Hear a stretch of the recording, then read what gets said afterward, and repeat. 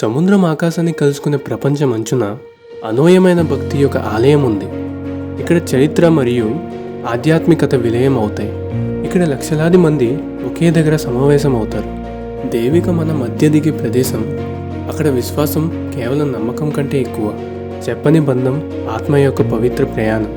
ఇది జగన్నాథ్ ప్రభు యొక్క పవిత్రమైన నివాసం, పూరి జగన్నాథ్ ఆలయం.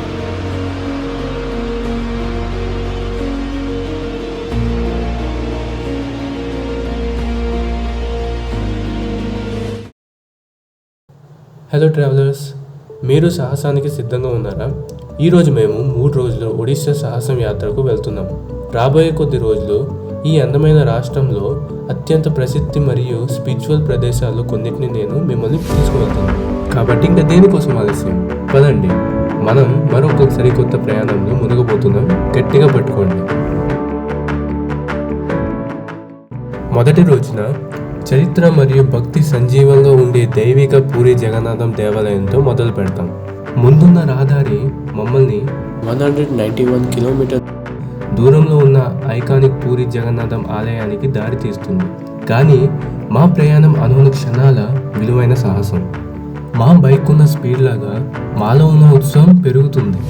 బహిరంగ రహదారి ముందుకు సాగుతుంది. మా ముఖాల్లో గాలిలో స్వేచ్ఛ మరియు రహదారి కదలా సాగుతుంది.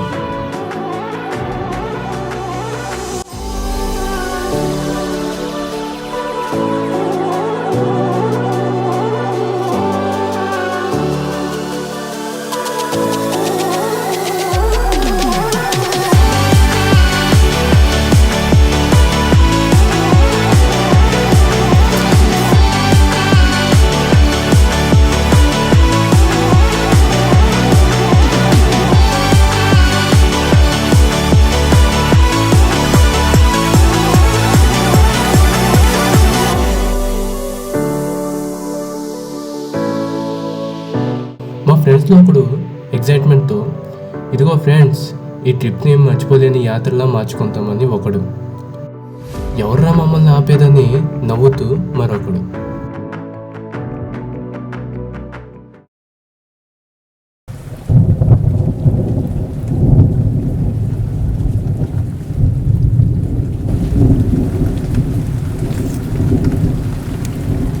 కానీ వర్షం జోరుగా కావడంతో రహదారి జారుగా మారింది.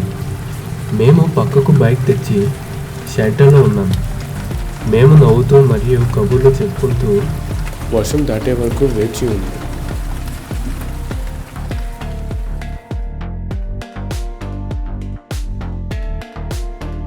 వర్షం చివరికి ఆగిపోతుంది. మా ప్రయాణాన్ని కొనసాగిస్తున్నాం. పక్కనే అందమైన ప్రకృతి దృశ్యాలు మరియు పొగమంచులతో కూడిన ఆకాశం ముందు రహదారిని మరింత అట్రాక్టివ్గా చేస్తుంది. ప్రపంచం తాజా బిందువులతో మెరుస్తుంది. గాలి స్పష్టంగా మరియు చల్లగా ఉంటుంది.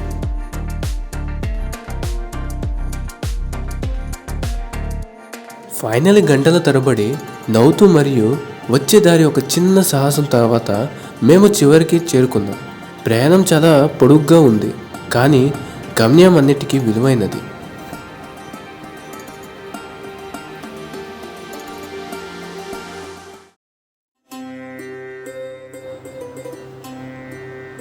జగన్నాథ్ దేవాలయం జగన్నాథ్కు అంకితం. అతని తోబంధువులు బలరాం మరియు సుభద్రలకు అంకితం చేయబడింది. ఈ ఆలయాన్ని మొదటి అవంతి రోజు ఇంద్రదేవుడు నిర్మించాడు. తరువాత తూర్పు గంగ రాజవంశ పాలనలో పునర్నిర్మించబడినది. ఒక సమస్యాత్మక జగన్నాథం ఆలయం రహస్యాలు సుదర్శన చక్రం. ఆలయం పైభాగంలో ఉన్న సుదర్శన చక్రం 2 రహస్యాలు ఉన్నాయి. ఒకటి పైనుండి కాకుండా దిగువ నుండి చూసినప్పుడు ఇది పెద్దదిగా కనిపిస్తుంది. రెండోది, ఈ పక్షులు ఆలయం మీదకు ఎగరవు అని నమ్మకం. ప్రతి సంవత్సరం రథయాత్ర లేదా రథం పండుగ పూరిలో గొప్పగా వేడుక జరుగుతుంది. ఇది పురాతనం మరియు అతిపెద్ద హిందూ రథ ఉత్సవంగా పరిగణించబడుతుంది. జూన్ లేదా జూలైలో ఉన్న అసత్ నెలలో శుక్లం పక్ష 2వ రోజు ఈ ఉత్సవం ఇలా జరుగుతుంది. ఈ ఉత్సవం జూలై 7న ఉంటుంది. ఒకరోజు కూడా జగన్నాథ ఆలయం లోపల వండిన ఆహారం వృధాగా ఉండదు. అది తాజాగానే ఉంటుంది. నేను మా ఫ్రెండ్స్ కలిసి సింహద్వారక ప్రవేశన ద్వారం నుంచి ఆలయంలోకి ప్రవేశిస్తున్నాం. మేము ప్రవేశించిన ద్వారంలోకి ప్రవేశించిన ముందే పూరి జగన్నాథంలో వర్షం జోరుగా కురవడం మొదలైంది. ఇక మేము శుద్ధయి ఆలయంలోకి ప్రవేశిస్తున్నాం. కానీ ఫోన్స్ లోపల ఎలా లేదని మేము ఫోన్స్ మా బ్యాగ్లో పెట్టేసి మా దర్శనం కోసం లోపలికి వెళ్తున్నాం. దర్శనం అయ్యాక మళ్ళీ మేము కలుస్తాం.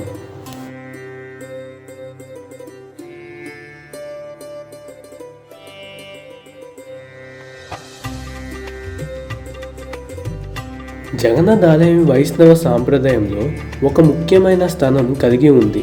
ఇది 108 అభిమాన క్షేత్రం ఒకటి. ఇది విష్ణువుకు అంకితం చేయబడిన పవిత్రమైన ప్రాంతాన స్థలాలు. ఆలయ ఆచారాలు మహాయాన బౌద్ధ మతం మరియు గిరిజన విశ్వయాలను మిళితం చేసే ఉదయాన తంత్రాలు మరియు శబరి తంత్రాలతో సహా తాంత్రిక సంప్రదాయాలచే లోతుగా ప్రభావితమయ్యాయి.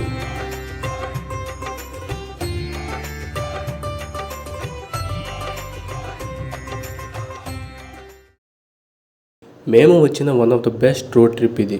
వర్షం, ద వ్యూస్ మరియు ఇప్పుడు ఇది నిజంగా మరుపు రానిది. కొన్నిసార్లు ఇది అన్ఎక్స్పెక్టెడ్ మూమెంట్స్. ఇది మన ప్రయాణాన్ని చాలా ప్రత్యేకంగా చేస్తాయి. మొదటి రోజు పూరి జగన్నాథం యాత్ర ద్వారా ఈ సాహస యాత్రలో నాతో కలిసినందుకు ధన్యవాదాలు. మా మొదటి 3 రోజులు ఒడిశా ప్రయాణంలో పూరి జగన్నాథం మా మొదటి స్టాప్. మిగతా 2 రోజులు భువనేశ్వర్ మరియు కోనార్క్ మరొకటి. మా తదుపరి భువనేశ్వర్ సాహసం ఎలా సాగిందని మీరు చూడాలంటే మా నెక్స్ట్ వీడియోలో చూడండి.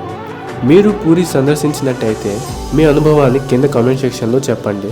నేను వినడానికి ఇష్టపడతాను. మీకు ఈ వీడియో నచ్చినట్టయితే లైక్ చేయండి and me friends and family మెంబర్స్కి షేర్ చేయండి.